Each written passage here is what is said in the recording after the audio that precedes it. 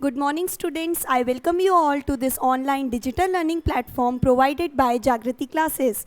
Today, we are going to start a new chapter, that is chapter 3rd of class 9th, Atoms and Molecules. So let's begin our today's work.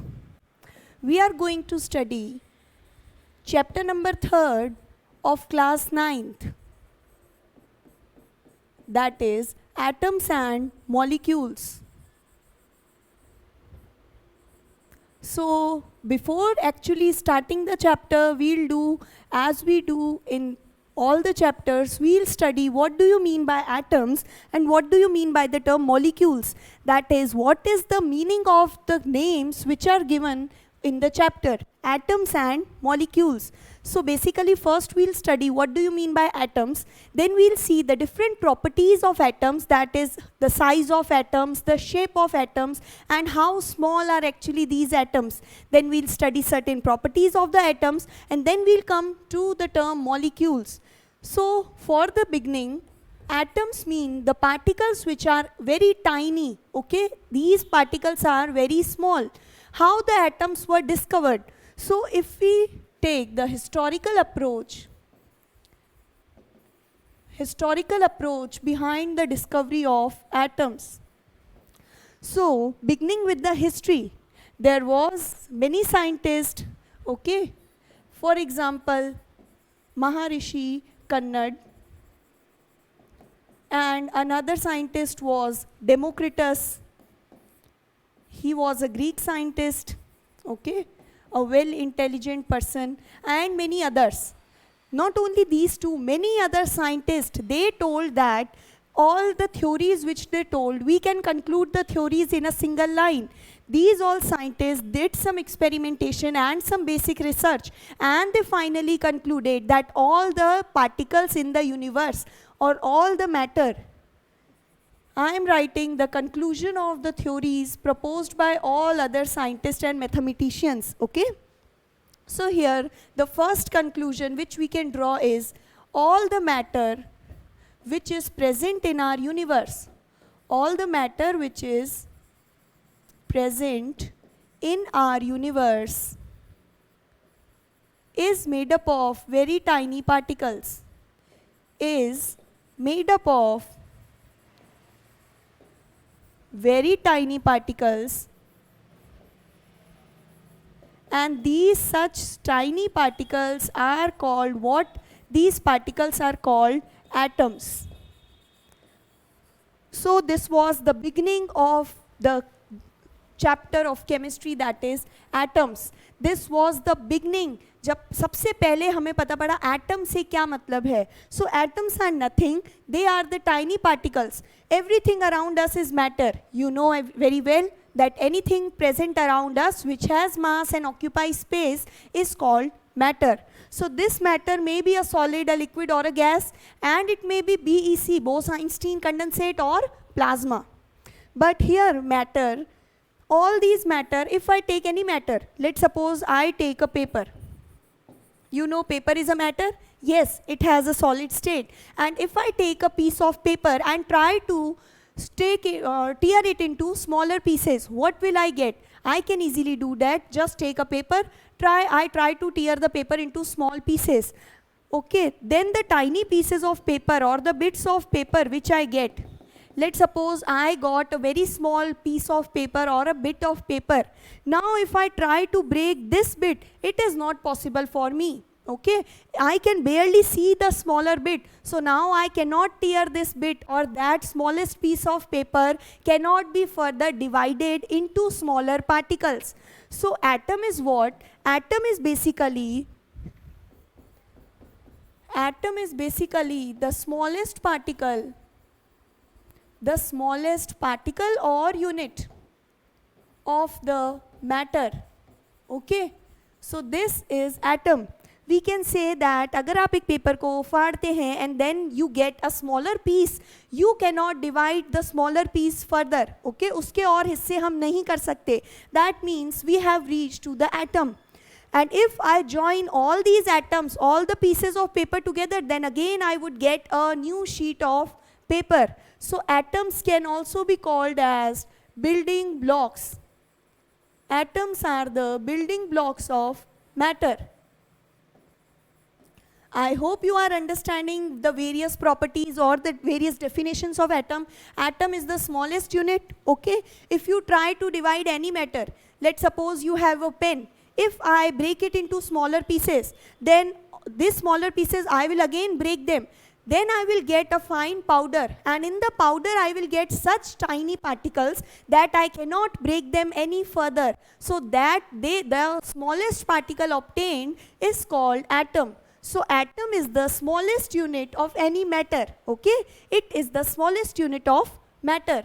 And it is also called building blocks of matter. Like for our body, of the human body or any other body of organism, in biology we study that building block is called proteins. Proteins are the building blocks. But in chemistry, these building blocks signify what? Atoms. So if I take atoms of an element and I join them together, then I would get a new complete element. So this was atom means, okay? So atom is the smallest unit of matter, and atom are the building blocks of matter. Now the particles of atom are indivisible. What does the term indivisible signify? The term indivisible means they cannot be further broken down. They cannot be divided. Divisible means which can be divided. And here if I add the prefix in, so indivisible means those substances which cannot be further divided, which can't be broken down or which can't be divided into smaller pieces, which can't be broken down into more smaller particles. This is the reason for I have written the smallest unit. It is the smallest particle. You cannot divide the atom any further. So atom is our smallest particle. It is the building block of matter, and these are indivisible, which means it can't be broken down, it can't be divided. And atoms are very tiny. The particles, the atoms signify very tiny, very small sized particles. These are very tiny particles of matter. So these are basically all the properties of atom which we should know. Atom is the smallest particle or the smallest unit. Matter is made up of atoms. Then we have atom is the building block of matter. That is what I said, matter is made up of atoms. Then we have the third property, it is indivisible, it cannot be broken down. And the last is it is very small in size, that is it is very tiny. Okay? So these are the properties of atom, or I wanted you should get what do you mean by atom. Now I hope you have understood what do you understand by the term atom. And the next name, which was atoms and molecules. For molecules we'll deal when we complete some part of the unit. So now I am coming to laws. History we have did that Maharshi Kannad and some Greek scientist Democritus and many more other scientists, they decided or they researched upon and they concluded that everything in our universe is made up of atoms. And these atoms, if you try to divide any particle, then you would get a smallest particle of that matter which you cannot divide any further, which cannot be further broken down. So this is called atom. Now what we have is, we have laws of chemical combination. Okay? The next topic which we have to study are the laws of chemical combination. Laws of chemical combination, that is, two laws are given to understand the chemical composition of any substance. And these both the laws together, they are called laws of chemical combination. If it is asked, what do you mean by laws of chemical combination? Okay, so the two laws which we'll study now, these two laws are combinedly called as laws of chemical combination. They are combinedly called laws of chemical combination. And these laws were proposed by Antoine L. Lavoisier. Okay? Antoine L. Lavoisier, and one more if it is mentioned, Joseph L. Proust. These two scientists provided or proposed the laws of chemical combination. These two, Antoine L. Lavoisier and Joseph L. Proust, formulated two laws on the basis of their experimentation and research. Okay, these laws are the conclusion of their experiment. What they proposed are two laws. And these two laws, the first one is law of conservation of mass. Law of conservation of mass. And the next law which they proposed is law of constant proportion. Law of constant proportion. So these are the two laws which are proposed, and these two laws combinedly are known as laws of chemical combination, and these are given by two scientists which are Antoine L. Lavoisier and Joseph L. Proust. Now we'll see in detail one by one both the laws. Okay, I'll try to explain the laws, and I hope you clear your concepts about the laws. And these laws are very simple, trust me. So first law which we are discussing is law of conservation of mass. Law of conservation of mass. What do you understand by the term conservation? Can any one of you tell me? You might have studied this law earlier also. What do you mean by law of conservation of mass? It has a general statement. And remember, abhi we are dealing this law in our chemistry subject. But this law holds good in all over the universe. It is applicable all over the universe. Okay?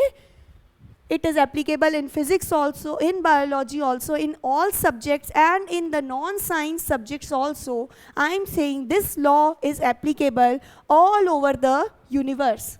So I'll first write the statement of this law. In exams also, if you are asked what do you mean by the laws of chemical combination, then you will write that laws of chemical combination are the two laws which were proposed by Antoine L. Lavoisier and Joseph L. Proust.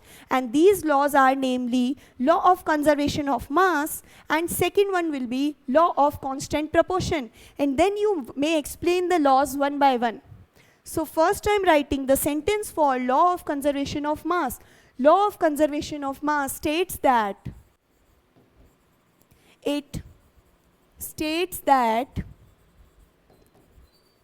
mass can neither be created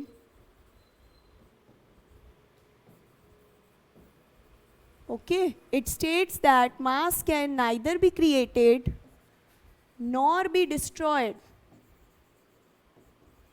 during a chemical reaction or during a chemical change, you may say. During a chemical reaction. This is your first law. That is, law of conservation of mass states that mass can neither be created. We are talking about the quantity mass. We are describing the properties of the physical quantity mass. You can remember by the name, it is law of conservation of mass. So here it means that mass can neither be created, you cannot create any mass, you cannot make any mass, and it can neither be destroyed during a chemical reaction. One more statement you can add, that during a chemical reaction, therefore, mass always remains constant. The mass always remains constant before and after the reaction, before and after the chemical reaction or any process, you may say. Okay? So this is an important statement which states if mass can neither be created and it nor be destroyed, then the mass always remains constant. Okay, conservation means mass will remain fixed. It will neither be created, it will neither increase, it will neither decrease. So we get that mass before any process is equal to the mass after that process. Let's suppose you are taking, if you want to represent this, the general representation of law of conservation of mass would be what? If you take two reactants, let's suppose you take a reactant A and then you take a reactant B. Okay? When these two reactants will combine, then as a product we get AB. Here let's suppose mass of A is 1 unit and mass of B is 2 unit. So according to the statement, mass always remains constant before and after the reaction. And here the AB, that is A has 1 unit mass, B has a mass of 2 unit. So here 1 plus 2 gives us a mass equals to 3 unit. Now if we want to prove this, then you write mass of reactants. Reactant means when there was no reaction, this is the mass before the reaction. Okay? Mass of reactant means mass before the reaction. So mass before the reaction is 1 plus 2. So you get 1 plus 2, which is 3. And mass after the reaction, or you can write the mass of the products. The total mass of products is what? 3. So here when LHS equals to RHS, then this law holds good. That is, mass is neither created nor destroyed. Only the chemical composition has changed. Here A and B were separate and now they are combined together to give a single product. Okay, and this is an example of which kind of reaction? Can you recall from the types of reaction we did in chapter first? Yes, this is a type of combination reaction when two or more than two reactants combine to give a single major product. It is called combination. So law of conservation of mass is verified in this general representation. It is also explained in your books based on one activity. Okay? Let's suppose you have a conical flask. You take a conical flask. In this, you take what? You have a solution A. And let's suppose I am taking here H2O, water. And how much water I am taking? Or I am taking water, let's suppose 10 ml. Okay, the quantity of water is 10 ml. Or let's make it 100 ml waters I have taken in such a large flask. Then what I did is, I dropped a test tube and this test tube contained another solution or another chemical. I tied the test tube with the help of a thread and suspended it in the beaker. And this contains another chemical, that is, it contains copper sulfate. You can take any chemical, we do not have to do anything with it, okay? So we are taking water in our conical flask. This large cone-shaped flask is called conical flask. We have filled 100 ml water in this, and in the test tube we are taking 5 ml copper sulfate. Okay? We have measured their quantity. So we have 100 ml water and 5 ml copper sulfate. Now what you do is, you close the beaker, you put a lid on the conical flask and then you rotate it upside down, okay, to mix the components. I need that this copper sulfate solution should be entirely mixed with the water.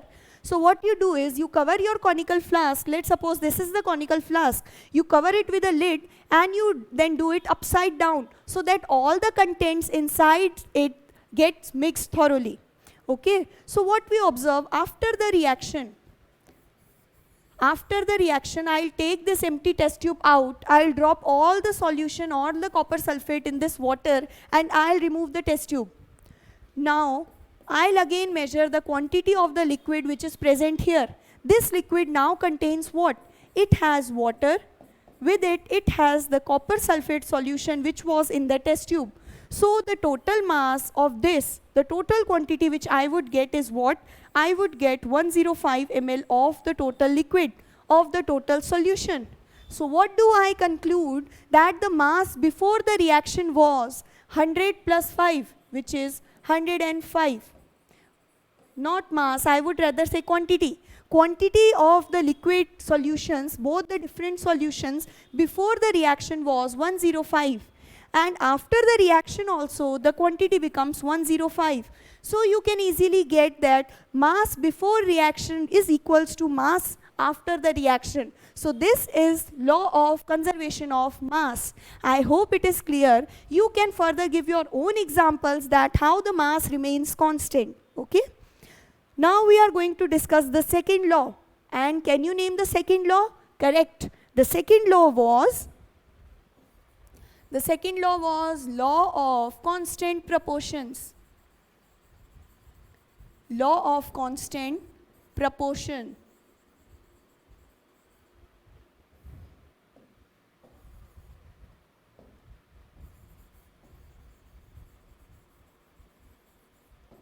This law is also known by one another name.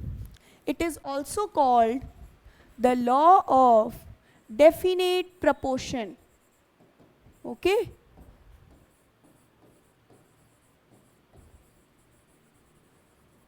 So, in the laws, as we did in the first law, we'll see first the statement of this law.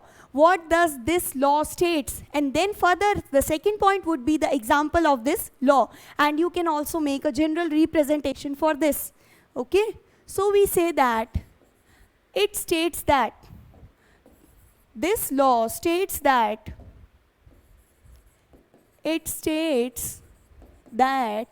in a chemical reaction,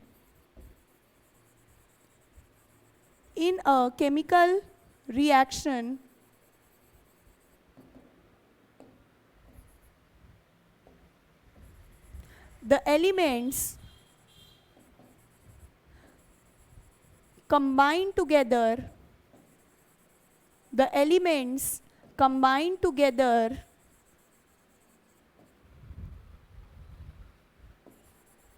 in a fixed proportion, or you may write in a fixed ratio to yield or to produce a particular compound. We have seen in the last unit what do you mean by elements, what do you mean by compounds, the difference between elements and compounds. Then we also saw the difference between mixtures and compounds. Okay, so mixtures, we do not have any fixed ratio. You take any amount of substance you want, mix 2-3 things and you get a mixture. But for getting a compound, you have to be very particular that the amount of the constituents which you are taking should be balanced, should be in a fixed ratio. Then only you will get the particular desired compound. So this law, that is law of definite proportion, states that in a chemical reaction, during a chemical process, elements combine together, these elements combine together in a fixed ratio, that is in the fixed ratio of their amounts to give a particular compound. Okay, that is, for taking a general example which is already discussed, in water. If I take the mass ratio of water, if I want to know what is the mass ratio of water, so what are the two different elements which make up the water? One, we have hydrogen and the next is oxygen. We have two different elements here, that is hydrogen and oxygen. You know the mass of one hydrogen is equals to, the mass of hydrogen is 1 unit and the mass of oxygen is 16 unit. Okay, so in H2O, in this water, we have how many hydrogens? We have 2 hydrogens. So the total mass of 2 hydrogens would be 2 unit, because 1H has a mass of 1 unit. Then here we have H2, that is 2 hydrogens. So 2 hydrogens will have a mass of 2 units. And for oxygen, there is a single oxygen O, and this oxygen has a mass of 16 units. So here we have 16 units. And I hope you can easily find the ratio. How to find the ratio? You have 2 units upon 16 units. In ratio, the units would get cancelled because they are same. 2 ones are 2s and 2 8s are 16s. So we get the ratio what? Never put, ratio is unitless, so when you are describing ratio, never put the units, okay? And if we simplify the ratio, we get 1:8. So this is the final ratio. So if I want to produce 9 grams of water, if I want to make 9 grams of water, then what are the required amounts of the reactants? Then I should take 1 gram hydrogen. To make 9 grams water, I require 1 gram hydrogen, and then I require 8 grams of oxygen. Okay, there is also a question given in your books that if you have to make 18 grams H2O, then how much amount of oxygen and hydrogen would you take? For making 18 grams, 18 is just double of 9, so double the amount of reactants. So for 18, here 1 gram hydrogen was there, so here you will have how much? 2 grams hydrogen combined with double of 8, that is 16 grams of oxygen. Then you would get 18 grams of water. This is the descriptive example of law of constant proportion. This law states that in a chemical reaction, the elements combine together. The elements are combining. They are showing a combination reaction again. And these elements combine in what? In a fixed ratio, which I already explained to you that the ratio remains fixed. Okay? In a fixed ratio to give a particular compound. If you will not follow this ratio, you want to get water as your product. You want your product to be what? H2O. But if you do not follow this ratio, if I take 2:8, then I would definitely not get water as my product. The product may be anything else, but I would not get water. Because to get water, what I require 1:8 ratio of hydrogens and oxygens. So this mass ratio should be followed to get a particular compound. If you do not follow this, you would get any other compound. Some compound will definitely be formed, kuch na kuch banega, but water will not be formed. So if you desire to form water, then this ratio must definitely be followed. Okay? Let's take one more example. Our second example would be ammonia. The formula of ammonia is NH3. So here is, if you take the mass ratio, what you get? The atomic mass of nitrogen is 14 and the mass of one atom of hydrogen is 1 unit. Okay? Now taking the ratio of nitrogen to hydrogen. We have 3 hydrogens here, so the mass of hydrogen would be 3, and we have 1 atom of nitrogen which stands for a mass of 14. So the ratio would be 14:3.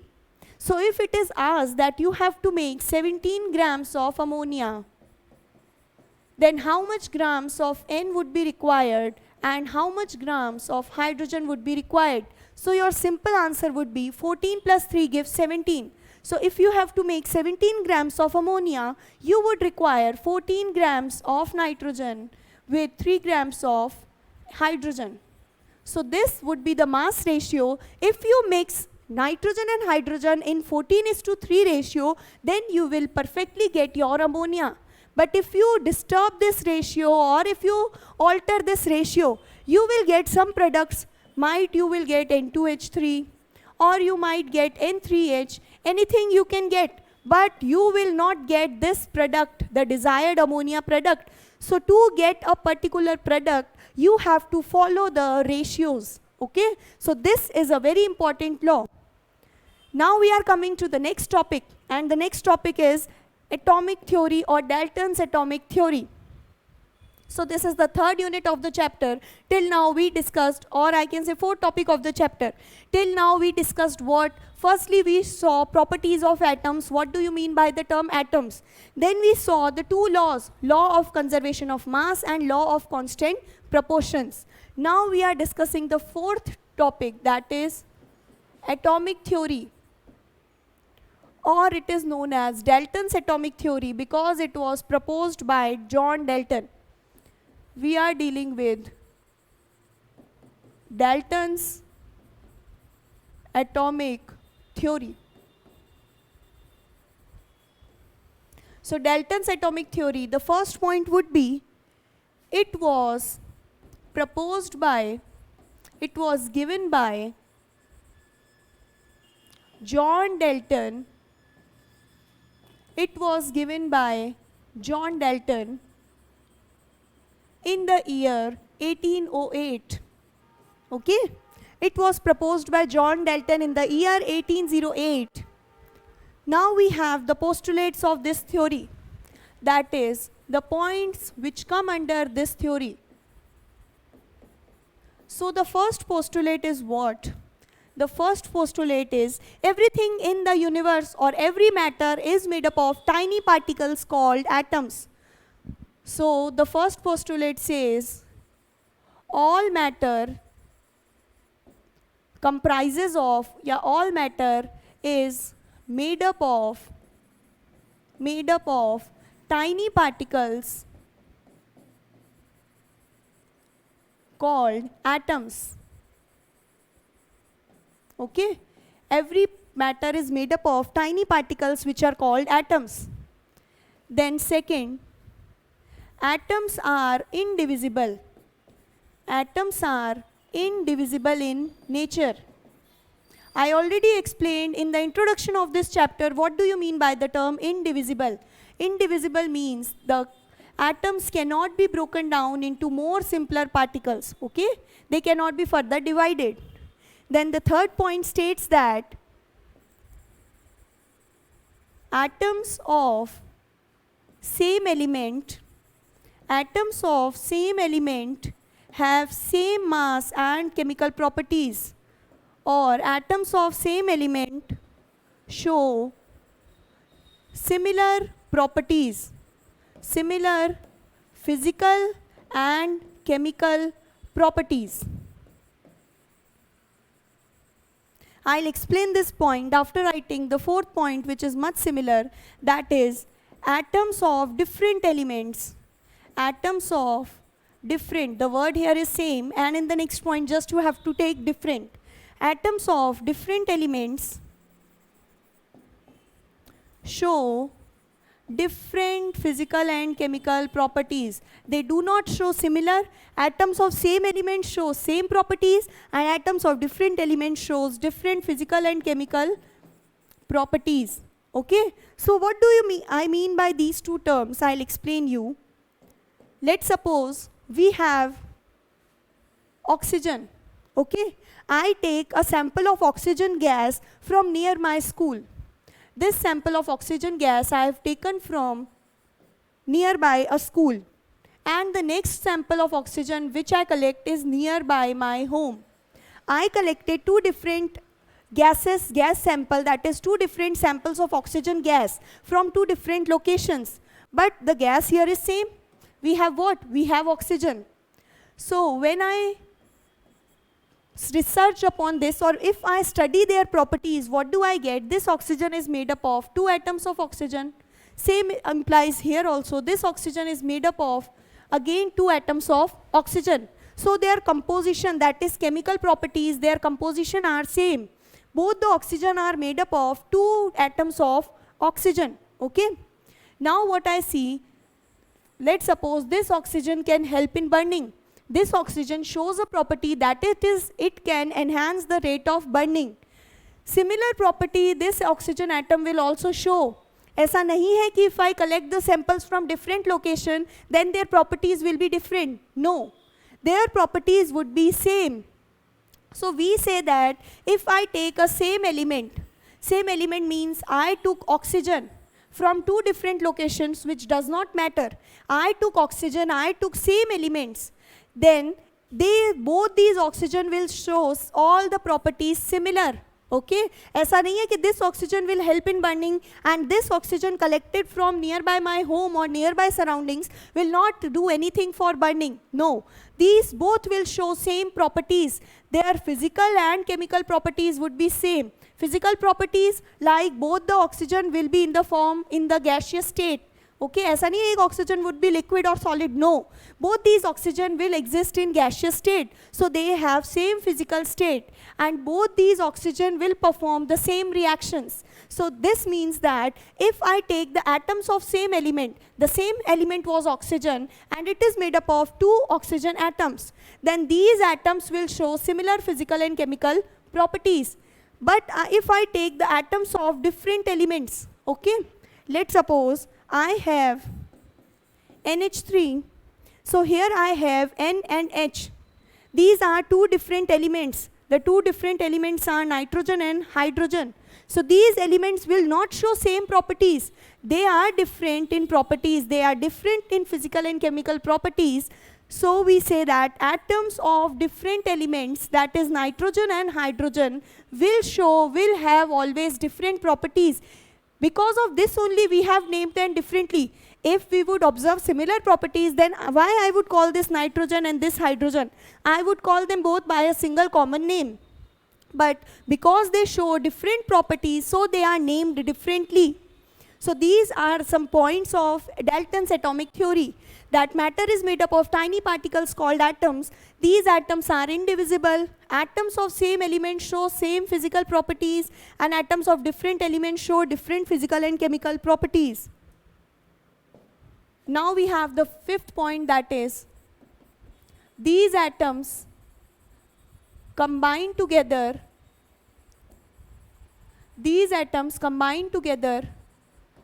in a definite ratio or in a fixed ratio to form compounds.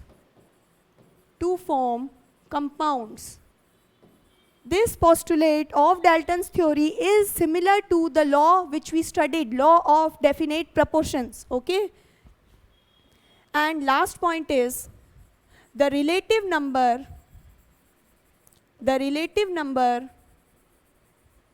of atoms remain fixed.